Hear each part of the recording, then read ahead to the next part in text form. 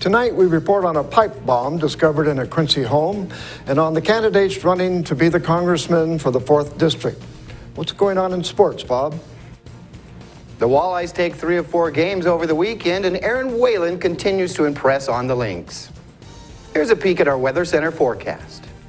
And the heat wave has a firm grip on us here in the Columbia Basin, but there are some signs of late week cooling. All the details coming up. Stay tuned for all of this and much more on iFIBER 1 News. From the iFIBER 1 HD studio here in the heart of the Columbia Basin, this is iFIBER 1 News. Your #1 source for local news, sports headlines, and our very own Weather Center forecast covering the entire Columbia Basin. This is iFIBER 1 News, and it starts now.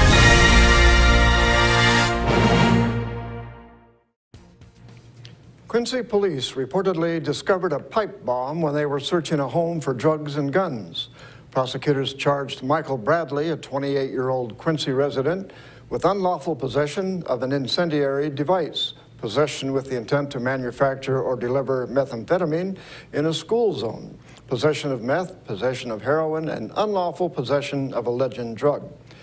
A confidential informant allegedly told investigators Bradley had drugs and stolen guns at his J Street Southeast residence.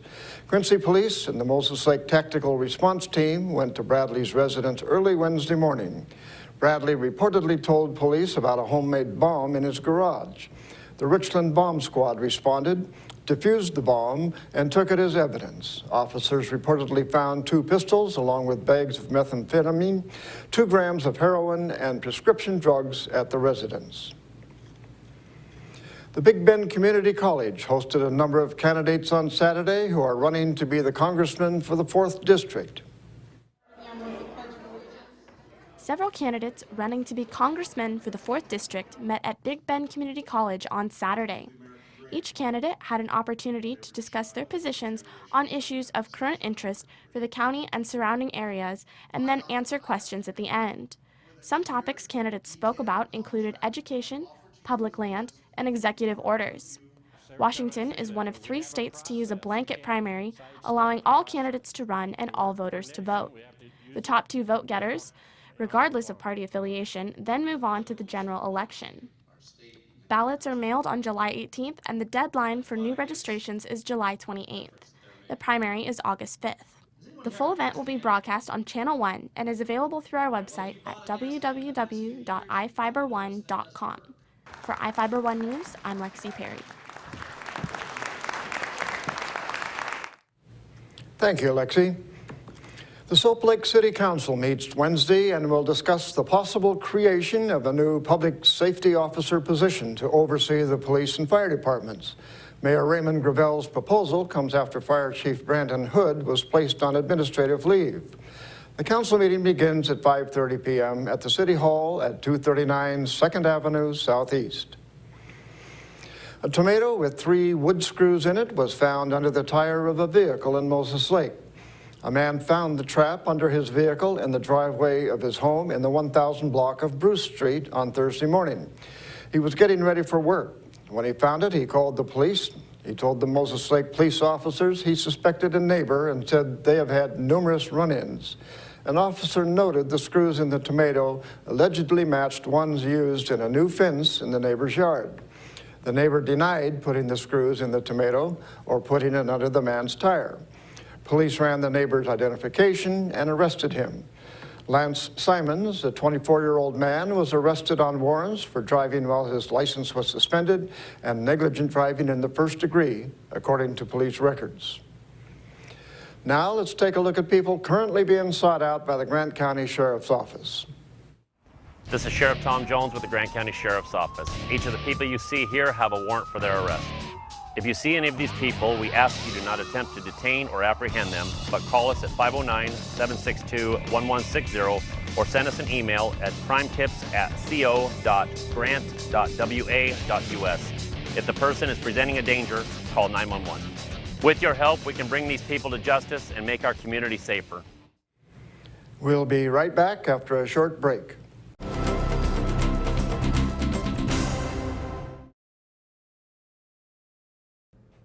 Well, hi there, everybody. Meteorologist Don Morelli with you here on iFIBER Channel 1 News Weather. Hope you're staying cool.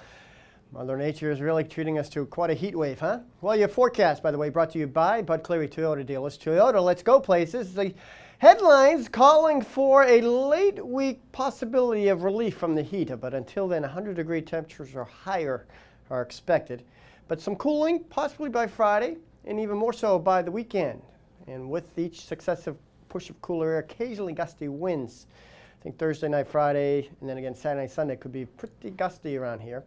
In the meantime, today's high 103, morning low of 71, normally 88 and 66, way above where we should be this time of the year. And similarly in Moses Lake, 99 and 69, still way above normal, but it might feel psychologically better because you didn't hit the 100-degree mark.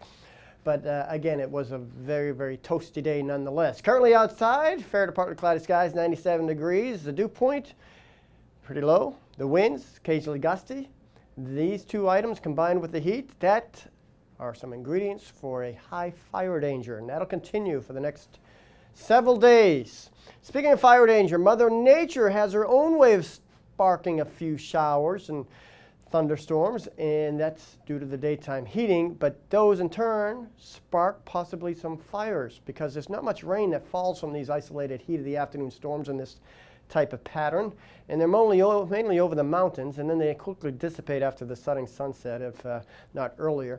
We'll play the song one more time on Tuesday. Here's a forecast during the day Tuesday, and by afternoon, looking for some more of those showers and storms to pop up, but very spotty, very isolated, hardly even noticeable. And again, if they are over you, it's basically lightning and not much rain, unfortunately. As we slide through Wednesday, you notice a little bit more instability up to our north and northeast, and northwest getting a little bit more shower activity. And then you notice also this bright band here. That's the frontal boundary that I think will be greeting us by Friday morning, Friday afternoon, and that'll be signs of a little cooling trend that takes us through the weekend. But until then, it's hot. Unless you're traveling west of the Cascades, you see Seattle 88 degrees, Olympia 89, and coastal sections in the lower 70s. Wouldn't that feel nice? And only northwest in the mid-90s as well. Here in the Columbia Basin, we're in the lower 100s. And of course, taking a look at the 7 days, not much change through Thursday.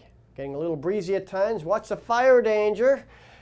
Thursday night, Friday, a cool front comes through. Another cool front late in the work weekend, maybe cooling us down to the seasonal levels, which is the upper 80s. Cross those fingers. In the meantime, stay cool, everybody. Sports is next.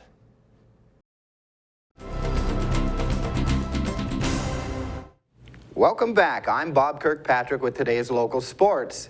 The Moses Lake Walleyes took 3 of 4 ball games over the weekend. The team swept a twin bill from the Kennewick Phantom at Larson Field Friday. Moses Lake routed Kennewick 12-2 in Game 1 and then came back to take the nightcap 16-12. The Walleyes split a road doubleheader with the Pasco Sun Devils on Saturday. Moses Lake dropped the opener 7-1 and then cruised to a 12-2 victory in Game 2. The Walleyes at 5-13 play a single game with the Valley Peppers tonight in Yakima and then hit the diamond at Larson Field for a twin bill with the Peppers to close out the regular season Tuesday. Well, car and driver weren't the only things heating up at the Ephrata Raceway Park Saturday night. Race fans who braved the triple-digit temperatures saw plenty of action as the hot asphalt on the quarter-mile oval made the track extremely slippery for racers in every division. But Moses Lake's Adam Smith made the necessary adjustments to take the trophy dash and the main event in the Pepsi Racing 360 sprint cars. In the V6 supercar classification, it was Anthony Johnson in the adult division and Ethan Smith in the youth taking the checkered flags. Sid White from Othello took first in the combined A heat and main event, and Diana Scheibel placed first in the combined B races. Ephrata Aaron's Whalen is making people stand up and take notice with his continued success on the links. Reporter Sean Wells has the story. 17-year-old Aaron Whalen from Ephrata is turning heads on the golf course. Aaron recently won the Ryan Moore American Junior Golf Championship. That championship goes well with his 2013 2A state golf title as a sophomore, and this year's runner-up finish at state. I'm hitting a 4-iron because I hit my 4-iron about 200 yards, and we're about 198, so I want to make sure I can get to the pin.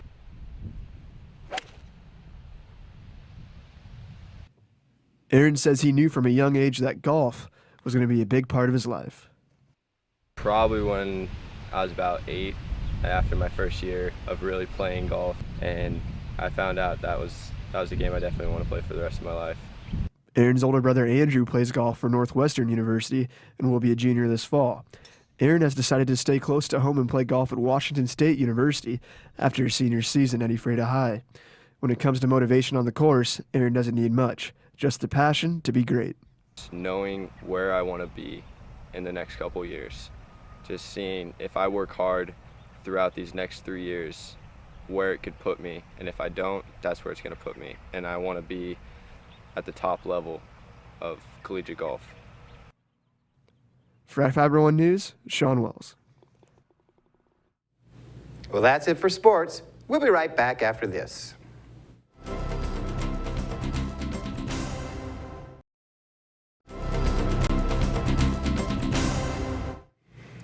Our spotlight story tonight is about how once a year lakes are replenished in an unusual way. One reporter tracked down the hatchery where thousands of baby fish are raised only to be dropped out of a plane. Their journey begins at a state hatchery in Camas. The fish are fed by a man named Ted Hallows. He supervises them until they're ready to be released into the wild. I got the idea to put a GoPro on the plane. Watch as this plane dumps a heaping load of fish. We're in charge of coordinating the aerial stalking statewide. From the Uintas to the LaSalle, wildlife experts with the DWR make sure the lakes are filled with Utah's native fish. And the only way to get there is by plane. In June and July, we aerial stalk tiger trout, a lot of brook trout, and then some rainbow trout and splake. And then in the fall, in September, we put cutthroat trout and grayling, Arctic grayling in the lakes. The fish come out of a compartment at the bottom of the aircraft. Hundreds, sometimes up to 1,000 3-inch fingerlings are set free. But they don't always make it into the water alive. They kind of flutter down. They don't impact very hard, so they just kind of flutter down with the water, and they do real well. While a small percentage of them die, fishermen are happy to hear someone is keeping the state's lakes stocked. I like the idea and the concept of it. From a biologist standpoint, is that certain areas of that, in the high Uintas, browns obviously will do well. Cutties will do, I don't know, probably okay. Depends on the oxygen, but I think overall for recreational fishermen it's an awesome thing because you're getting it's almost like Darwinian. You take the fish, whoever survives deserves to survive, and the other fish will find its way out. We'll be right back after this.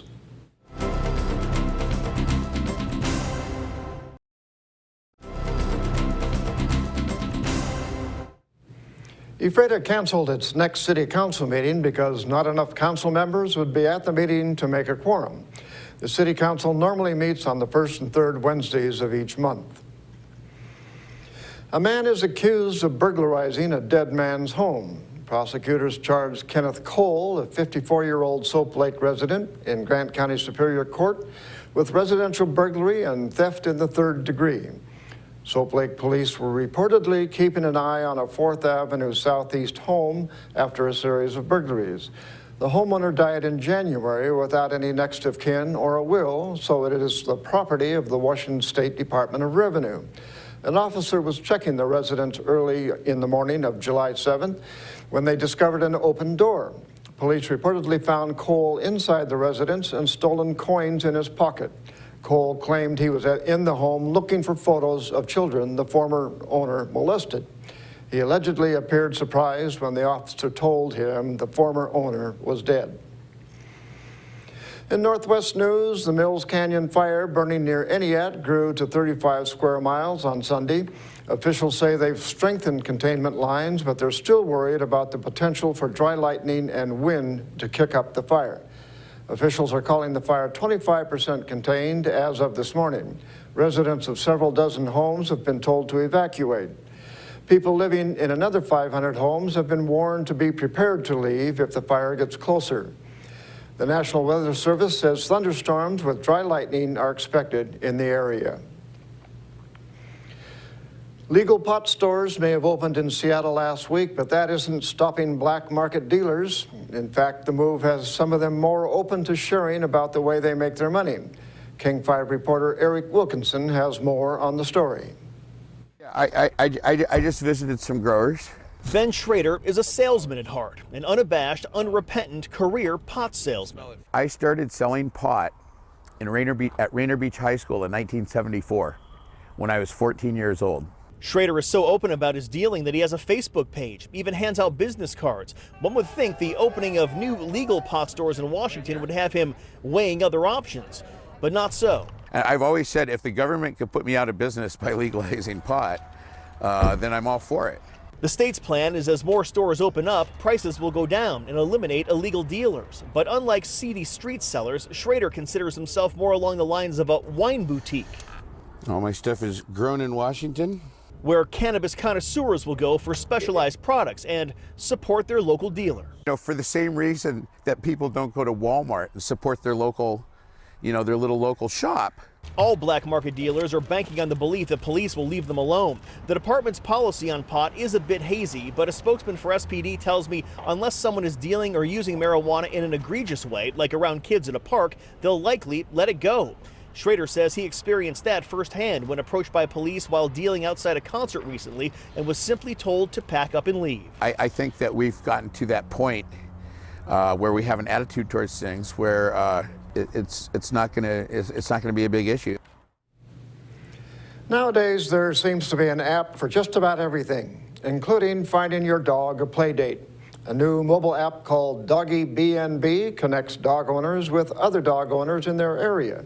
The app's creator says it helps users find trustworthy people to look after their pets when they're gone or schedule a puppy play date. App co-founder Adam Porkonicki says he got the idea for Doggy BNB after he had to miss out on a weekend out with friends because he couldn't find a dog sitter. And that's going to do it for us here at iFIBER 1 News. We want to thank you for watching, and we'll see you again tomorrow.